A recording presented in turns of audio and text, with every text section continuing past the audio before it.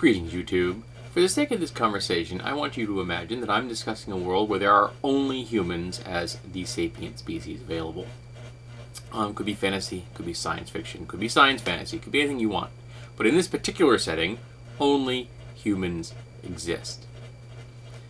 A rift opens in the fabric of reality, connecting 2 points that have never been connected before. Now, this could be 2 points within the same universe, so it's just a spatial rift. It could be a rift in time and space, so things from the past or future. It could be a dimensional rift, linking 2 different universes entirely. 2 different membranes in the M theory of quantum mechanics, if you will. Now, something comes through that rift. And there's a couple of different ways to handling this. The rift opens and stays open. The rift opens periodically in different locations, or the rift opens once. Something comes through and the rift closes. What comes through? Are you looking for something that's very big, showy? It's a rift that is huge and noticeable, and everybody suddenly looks up into the sky or wherever it is and says, "Holy crap, there's a rift and a tear in the fabric of reality." The role-playing game Wars, which I've reviewed here on my channel, is a good example of that. It's science fiction role-playing game built around a card game, I believe, or something like that.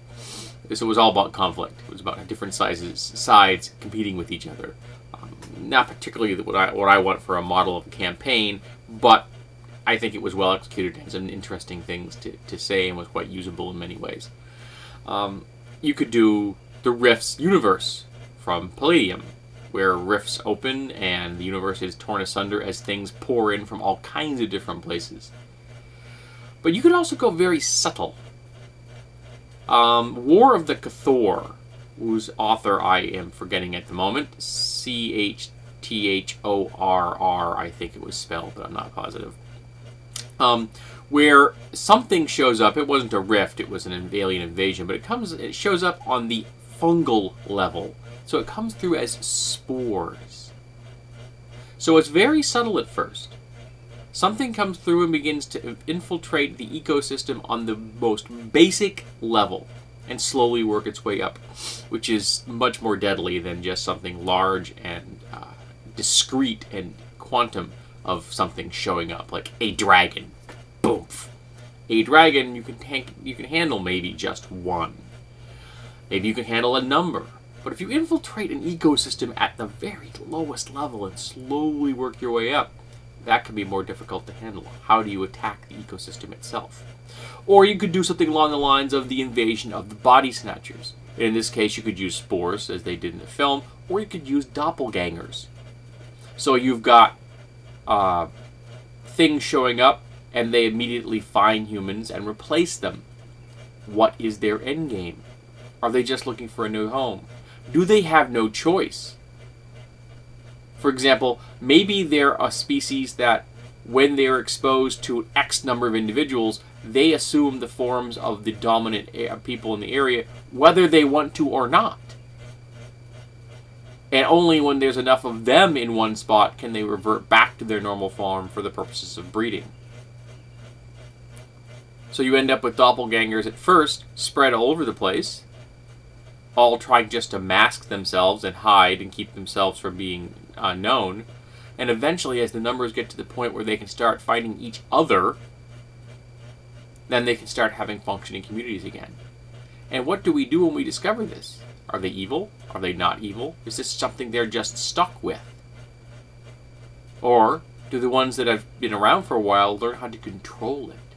And that opens up some other possibilities now, doesn't it?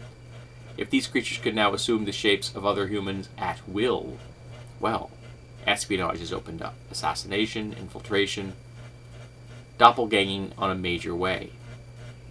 And what do they do with the person they're doppelganging? Do they move away quickly and find a place to go and hope that no one notices there's now 2 of them? Which isn't hard to do in a world of 7 billion. Or do they actually replace that person, stealing part of their personality? And what happens if the rift opens up and it just dumps an entire warlike race, similar to the game Wars, like an entire orc army shows up?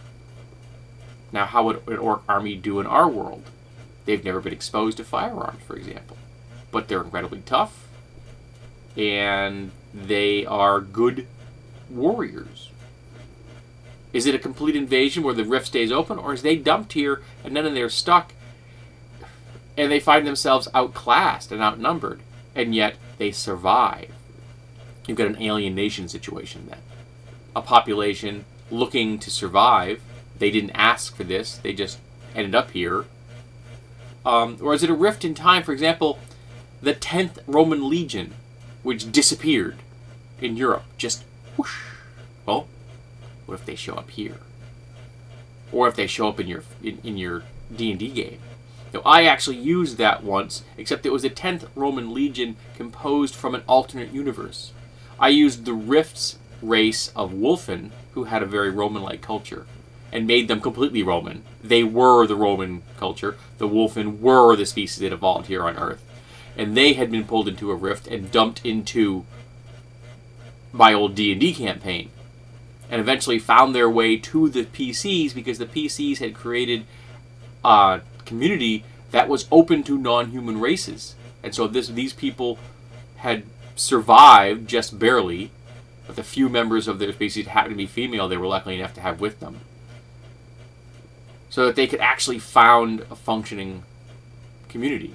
And they were looking for a place to go. So they ended up in the PC's community and were a functioning Roman legion, which is not a bad thing to have if they're your allies. Can you folks see how little hairs floating around me at the moment? It's really annoying.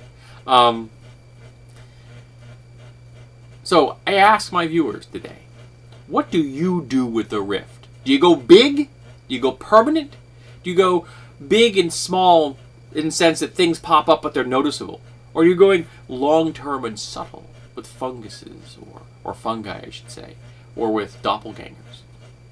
Or is it a drop some people there, or being there, and the rift disappears, and now those creatures have to survive in our world, whether they want to or not? And what is their intent? Is it just want to be getting along, just want to function, just want to keep surviving? Or is it domination? Is it elimination? Is it hunting? Do they happen to find the flesh of humans particularly tasty? Are they werewolves? Are they vampires? What are they? So, how would you use a rift?